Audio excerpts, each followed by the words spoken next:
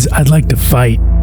All eyes focused on Musashi as he rose. The hauntly Agon had retired from the floor and was laughing animatedly with a group of priests. But when it appeared that another challenger had been found, a bored look came over his face, and he said lazily, "Somebody take over for me." "Go ahead," they urged. "There's only one more."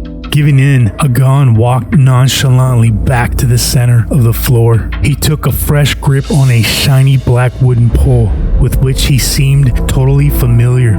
In quick order, he assumed the attacking stance, turned his back to Musashi, and charged off in the other direction. Ah! Screaming like enraged rock, he hurled towards the back wall and thrust his lance viciously into a section used for practice purposes. The boards had been recently replaced, but despite the resilience of the new wood, Agon's bladeless lance plowed straight through.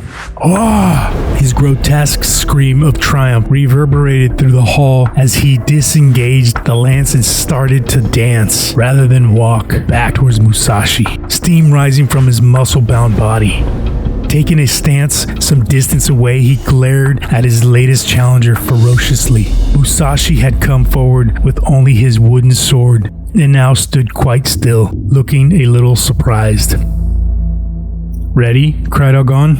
A dry laugh was heard outside the window, and a voice said, "Agon, don't be a fool. Look, you stupid oaf, look.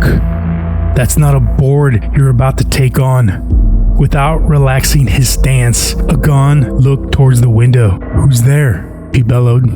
The laughter continued, and then there came into view above the window sill, as though it had been hung there by an antique dealer, a shiny pat and a pair of snow-white eyebrows.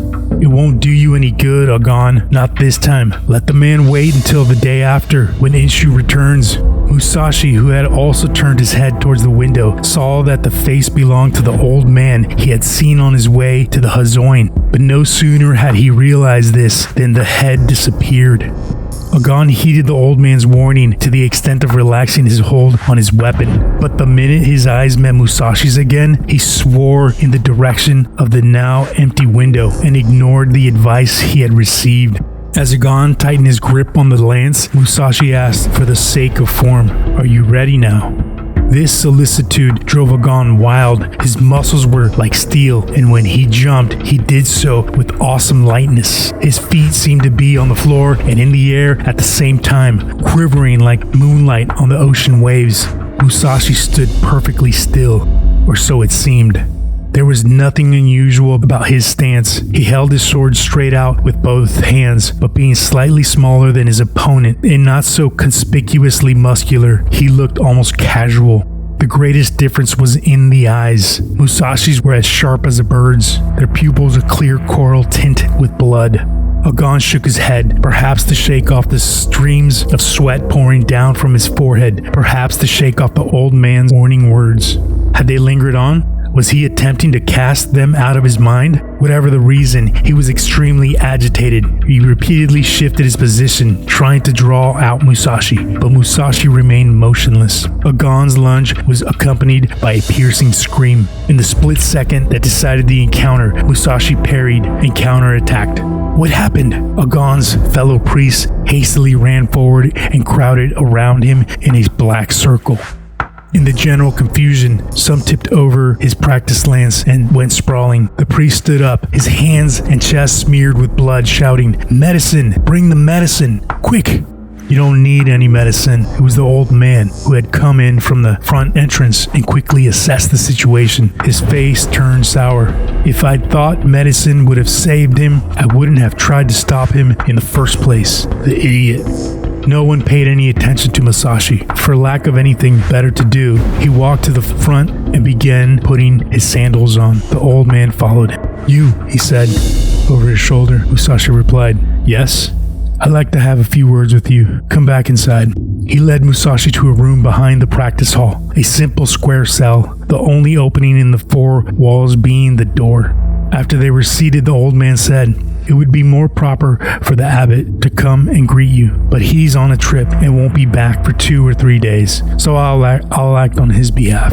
"This is very kind of you," said Musashi, bowing his head. "I'm grateful for the good training I received today, but I feel I should apologize for the unfortunate way it turned out. Why? Things like that happen. You have to be ready to accept it before you start fighting. Don't let it worry you. How are Agon's injuries? He was killed instantly, said the old man. The breath with which he spoke felt like a cold wind on Musashi's face. He's dead? To himself, he said. So it's happened again. Another life cut short by his wooden sword. He closed his eyes and his heart called on the name of the Buddha, as he had on similar occasions in the past. Young man. Yes, sir. Is your name Miyamoto Musashi? That's correct. Under whom did you study the martial arts? I've had no teacher in the ordinary sense. My father taught me how to use the truncheon when I was young. Since then, I've picked up a number of points from older samurai in varying provinces. I've also spent some time traveling and about the countryside, learning from the mountains and the rivers. I regard them too as teachers. You seem to have the right attitude, but you're so strong, much too strong. Believing he was being praised, Musashi blushed and said, "Oh no, I'm still immature. I'm always making blunders.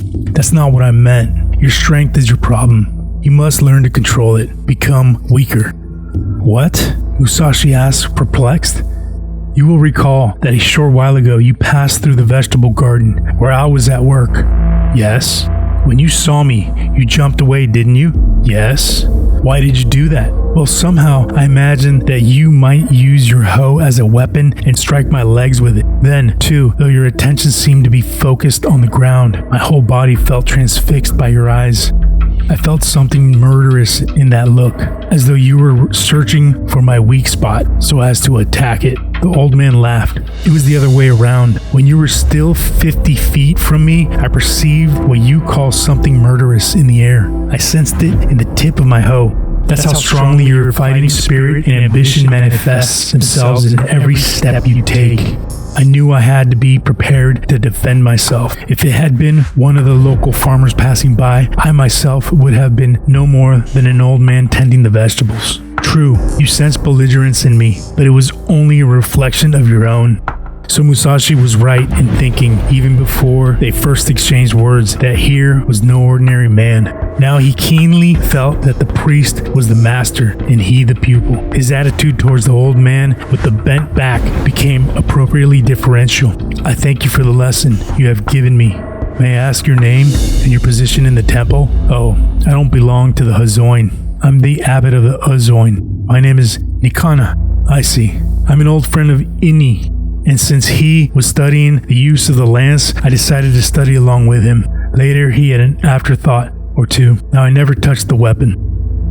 I guess that means Inshu, the priest abbot here, is your disciple? Yes, it could be put that way. The priest shouldn't have any use for weapons, and I consider it unfortunate that the Hozoin has become famous for the martial art rather than for its religious fervor. Still, there were people who felt that it would be a pity to let the Hozoin style die out, so I taught it to Inshu and to no one else. I wonder if he'd let me stay in the temple until Inshu returns. Do you propose to challenge him? Well, as long as I'm here, I'd like to see how the foremost master uses his lance. Nakan shook his head reproachfully. It's a waste of time. There's nothing to be learned here. Is that so? You've already seen the Hozoin's lancemanship just now when you fought Agon. What more do you need to see? If you want to learn more, watch me. Look into my eyes.